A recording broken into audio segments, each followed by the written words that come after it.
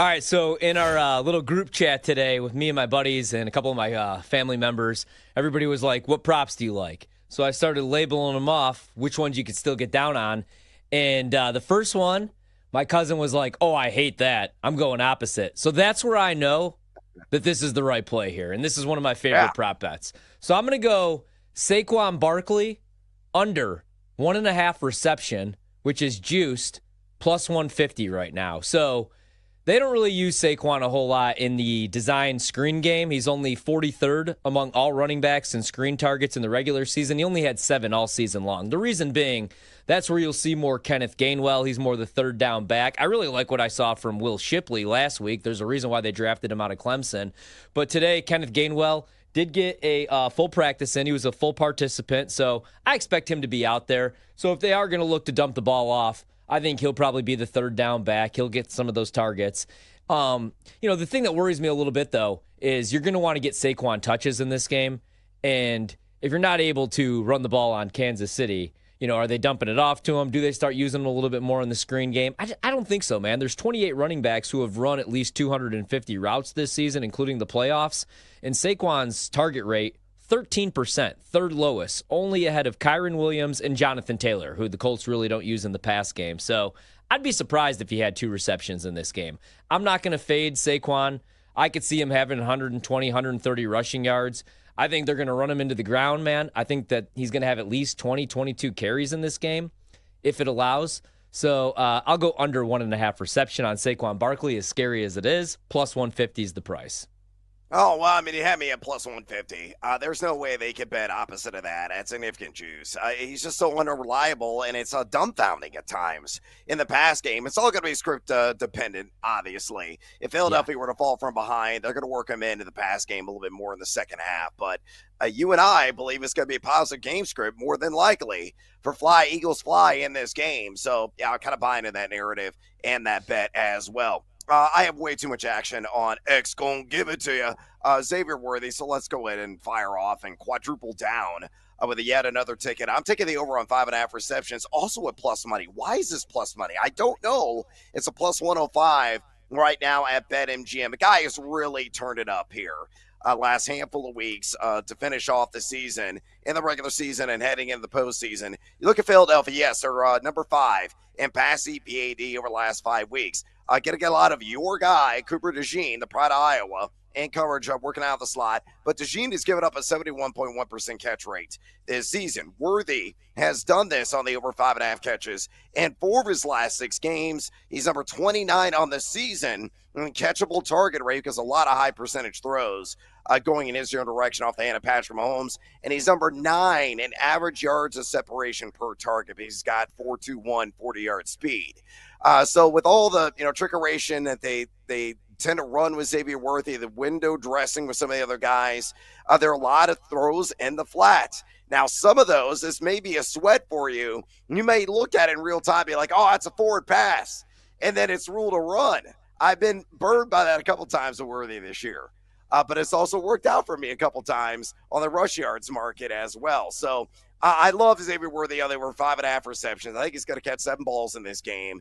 Plus 105 is a juice on that. I also have him for an anytime touchdown. I have the over. I grabbed it at 3.5 rushing yards, and I grabbed it again at 5.5 rushing yards.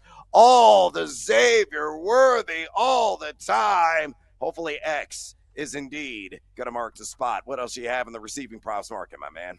All right, so we talked last night, or I did, about Hollywood Brown, right? And his receiving props have actually come down a little bit. So now you could get him 40 receiving yards, which I really, really like. So I played that again. I don't care if the market's going against me. Yep.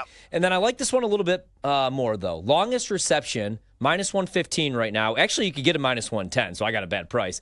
Longest reception for Marquise Hollywood Brown, over 18.5 yards. So the reason I like this pickup, and I know he got hurt, we didn't see him until week 13 or whatever, but the reason, it was a prove-it contract. It was just a one-year deal. So we don't even know if he's going to be back in Kansas City. He's playing for a deal pretty much here in the Super Bowl. If you remember, man, in that first half for the Rams, OBJ balling out, I kind of feel like, before he got hurt, unfortunately, I kind of feel like this might be the breakout game finally for Hollywood Brown, right? Somebody's got to step up in that receiving room. And maybe it is just the X-Man, Xavier Worthy, who gets better every week. Maybe it's Kelce. Maybe it's D-Hop. But I'm going to go with Hollywood Brown. This season, he's only got one reception of 19 or more yards since he came back from injury.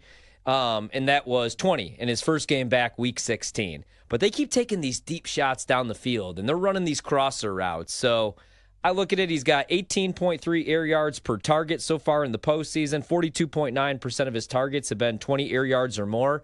He's the deep threat. So all we need is one catch. Over 18.5 on the longest reception, and then over 40.5 receiving yards for Marquise Hollywood Brown. That's my second one. All right, let's see. In the Chiefs wide receiver market, I uncovered this one today, and I was seduced by the juice immediately at plus 150.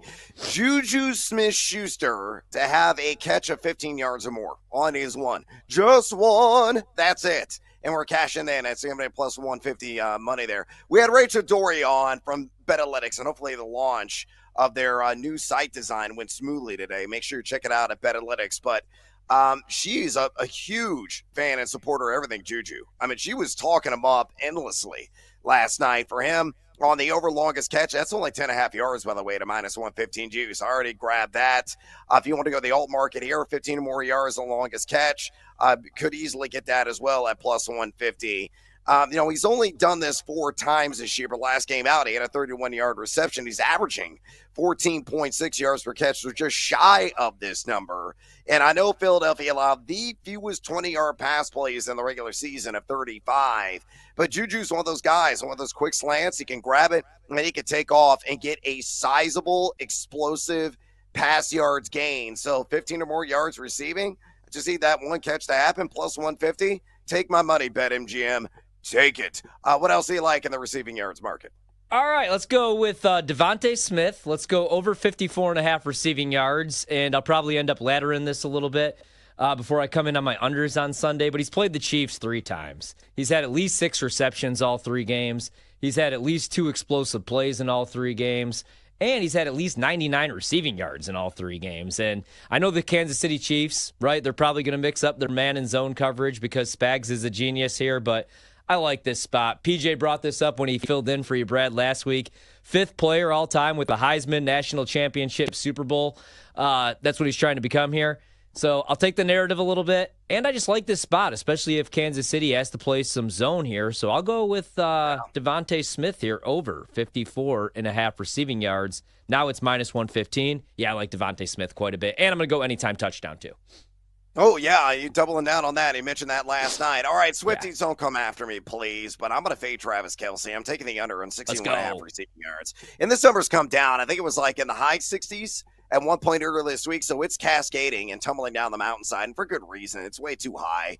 Philadelphia, number 5 pass EPAD, as I mentioned, the last 5 weeks. And versus tight ends in the regular season, they only allowed 4 receptions a game and 34.8 receiving yards a game. That is it. Kelce has been under 61.5 in 4 of his last 6 games, and he's number 17 over the course of the entire season in average yards of separation per target. He's showing his age, in other words. He's not getting that extra step ahead of the defender, working craftily like he usually does. Look, he'll have his moments. There's no doubt about it between the hash marks in this game, but Philadelphia is outstanding in pass coverage. And I think they're going to really maximize their efforts at containing him across the middle of the field. So Kelce, something like maybe 3-4 catches, 35 to 45 yards. That feels about right for me. That's well shy of 61.5. So give me the under on Travis Kelce, 61.5 receiving yards at a minus 115 juice. I think you're backing me on that, aren't you? Yeah, I'd play that all the way to like 58.5. Now, it's always scary because it's Kelce. Could be his last game, could not be his last game. I guess he wants to come back. He could easily have 70 receiving yards, 80 receiving yards, 2 touchdowns. But, I mean, man, especially in this matchup against this defense, he's not the fastest out there.